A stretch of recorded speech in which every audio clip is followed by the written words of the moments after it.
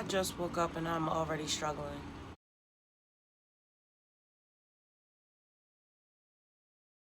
It started last night.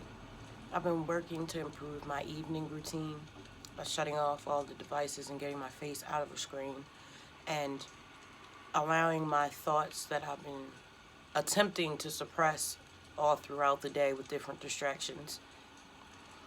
They come in the nighttime and early in the morning. Memories of things that have happened in the past, things that I don't necessarily want to remember. Maybe it affects the dreams that I'm having. It's like I do a lot of work during the day in real life, but then I go to sleep and I have this whole other life to the point where my dreams are in succession. I have my family on the other side. I have land that I have to take care of, animals, everything.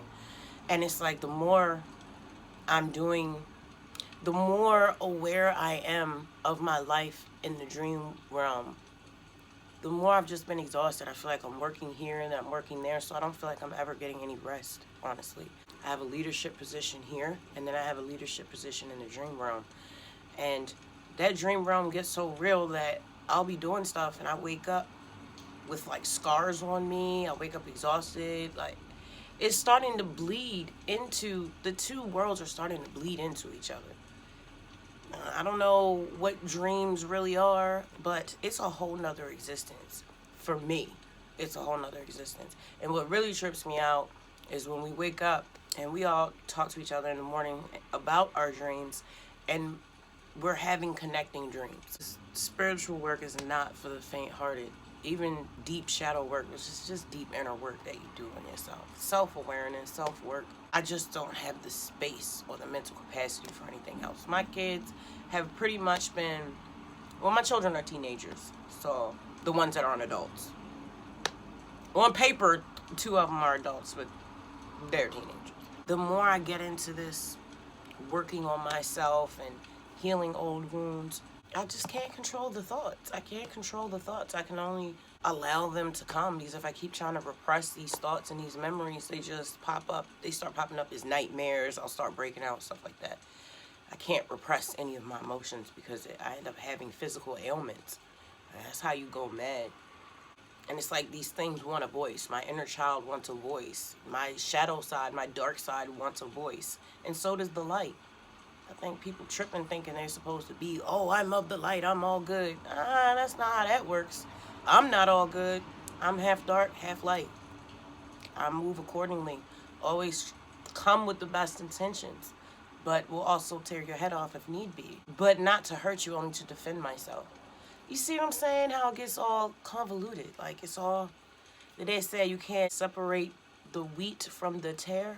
I woke up, I've been up for about an hour, but I'm so exhausted. I'm so exhausted. I could just sit in this room and not talk to anybody all day. I used to do stuff like that. My kids were much younger, but I don't do that anymore. But I'm telling you, I hope they don't have any major changes today, because